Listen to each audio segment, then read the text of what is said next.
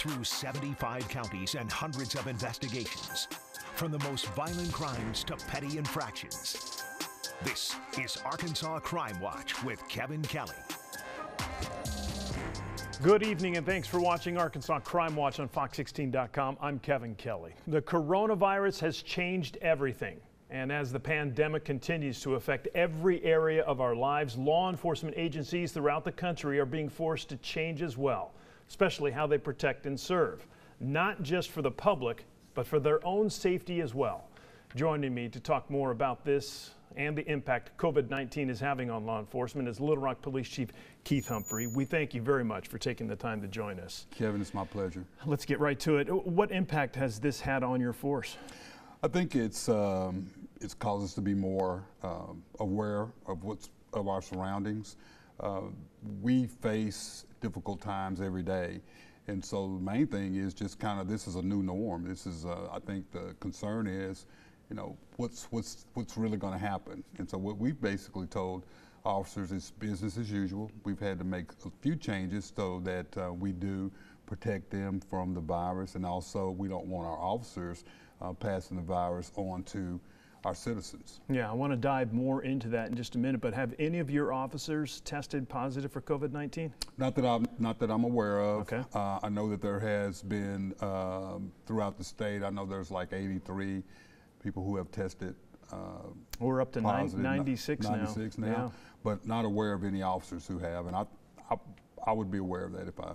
If an officer does test positive, what procedures, protocols do you have to put in place if that were the case? We're following CDC regulations, okay. So we're not doing anything any different than the CDC recommends. Your officers already face a risk every day when they patrol the streets. Now they have to deal with this new risk. What specifically are you telling them as they go out on the streets? You know, our officers are very resilient, very selfless. And so the main thing I tell them is what I tell them all the time: just be careful, be aware.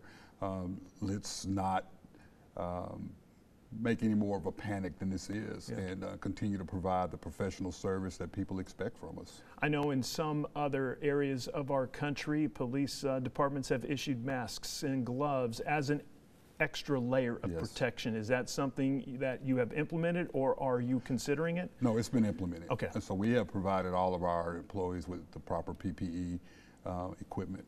And you know, then some are taking some other additional steps. They're bringing their own disinfectant spray and things like that. But you know, a lot of officers wipe their cars down on a daily basis. Good, so yeah. I think now more are doing so, but they're prepared. In a hypothetical situation, what are you telling your officers to do when there is a serious crime, when you have to dispatch more than just, you know, one or two patrol officers? Mm-hmm. Because there are witnesses that need to be interviewed. Sometimes inside a place, you have no idea what you're walking into, even if COVID-19 wasn't around. But now that there's this inherent risk in play, are the dynamics of interaction with the public in a serious crime situation, have those changed too? Absolutely not. They haven't. Okay. Our responsibility is protecting and serving. And so if there's an emergency call, we're responding to that call. Depending on what we know about that, would the officers put on masks? Absolutely. Would they put on gloves? Absolutely. If there's a reason for them to believe that they may contract the coronavirus. But however, it's the same that we've been dealing with. We're going to go to emergency calls. We're going to provide the same service. We're going to investigate calls.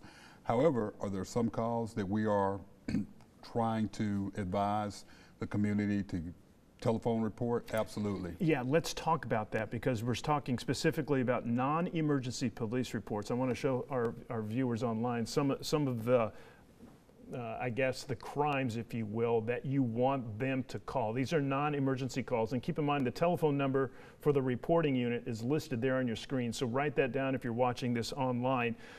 But you're telling individuals these are the non-emergency police reports. These are the situations where we want you to call the number there that's on your screen. From an investigative standpoint, how is this going to work? It's still going to be investigated. As you know, we have a telephone reporting unit. Yeah. So these calls are no different than the way we're handling these calls is no different than we've done in the past.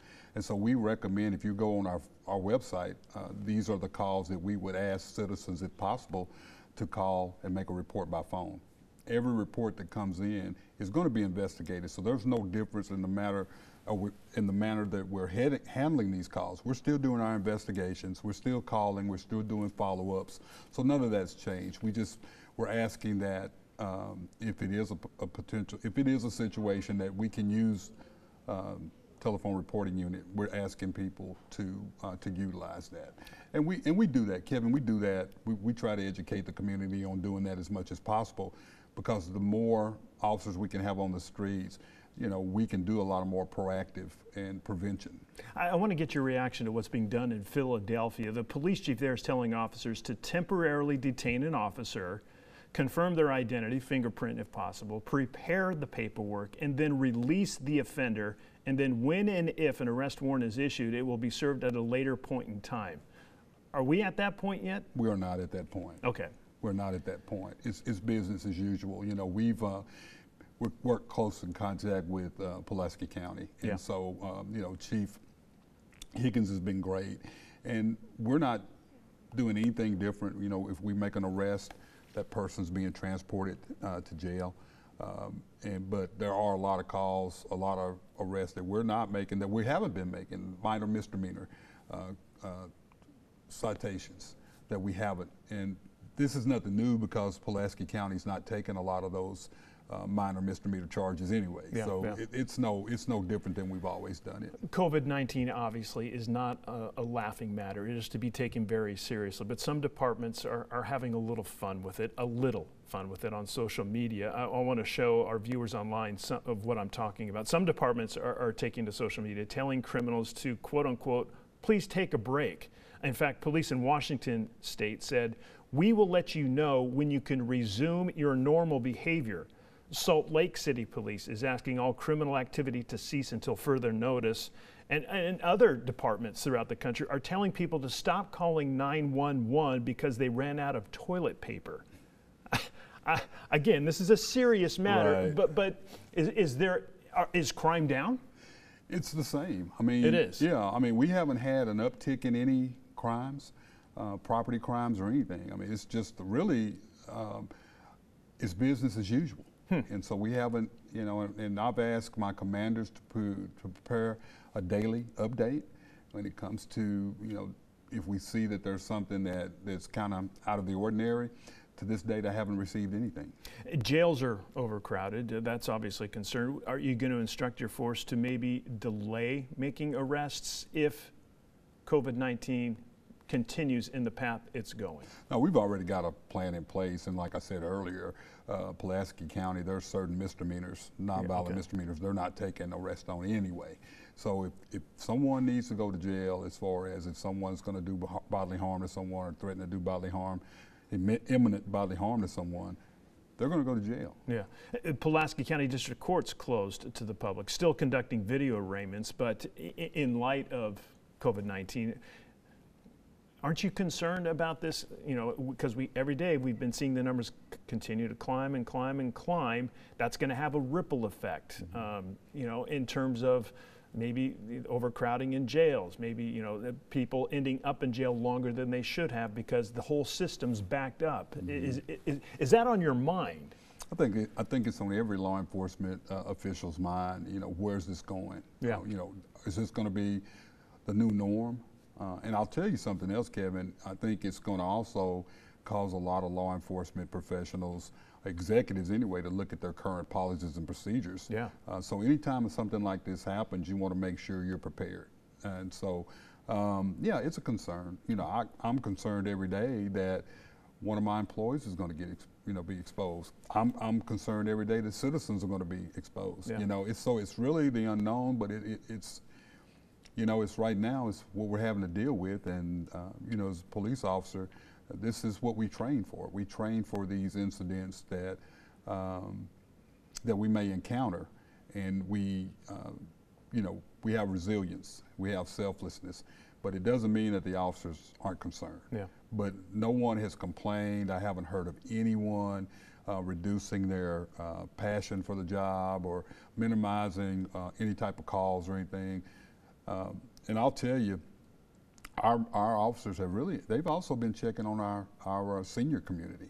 And so that's good to hear. Yeah, so what we've asked them to do throughout the time they've worked the streets, that they have come in contact with someone of our senior community in their area. Even if you don't go by and knock on the door, at least call and say, hey, are you doing okay? Is there anything we can do for you? So we're reaching out. Yeah. I applaud you and your officers for doing that, because they are high on the list in terms of people who are most susceptible to getting this. Yeah. Little Rock Mayor Frank Scott Jr., as you well know, because you were there during his press conference, implemented a curfew earlier this week from 12 a.m. until 5 a.m. Your thoughts on that? Is that really going to have an impact? Is that a good thing? I think it's a good thing. I think it's the right thing to do at this time. But one of the things I've noticed here in Little Rock for my year being here is that between those hours, you really don't see a lot of people out in the city anyway. Yeah. But our focus is being proactive.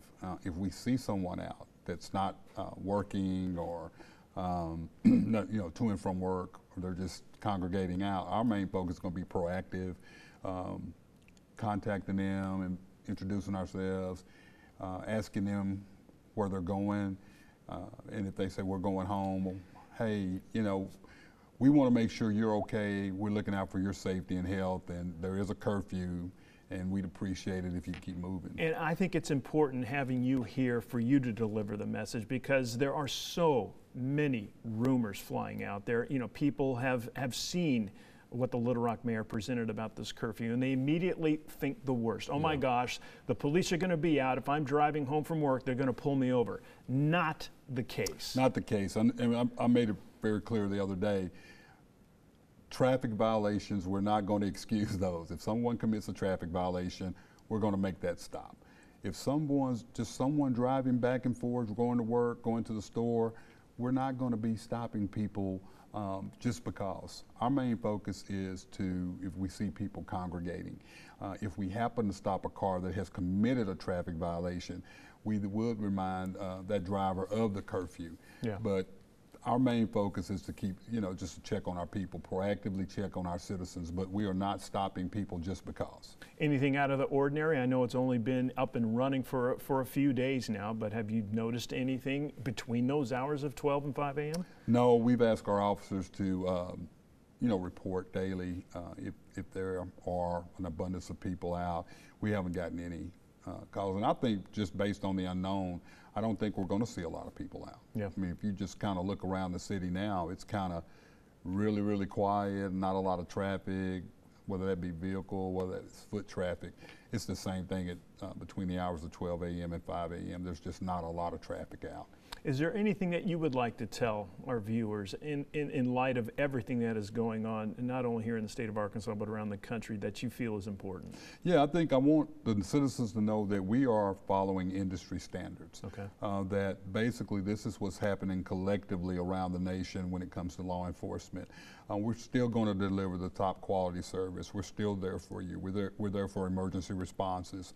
But we feel at this time we are trying to direct more people to use a telephone reporting unit. Yeah. Because at this time I need as many officers on the street to respond to calls, to monitor, and to be available for any call that might require multiple public safety responses. Because fire department, MEMS, the police department, we all work together.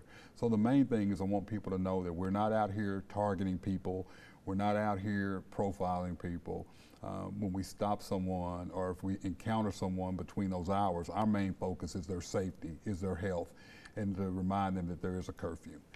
We're not here to harass people, and citizens can drive through the city of Little Rock and not worried about being stopped unless they commit a traffic violation. Well, I tell you what, from a personal standpoint, Chief, I respect you as an individual. I respect what you do, and I have the same admiration and respect for your officers.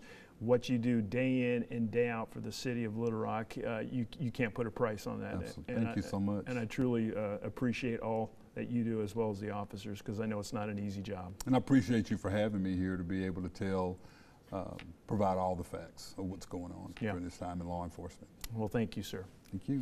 And thank you for watching Fox 16's Crime Watch. I'm Kevin Kelly. A reminder to all of you out there, be smart, be safe, and if you see something, say something. I'll see you tomorrow night on Fox 16 News at 5:30 and then again at 9.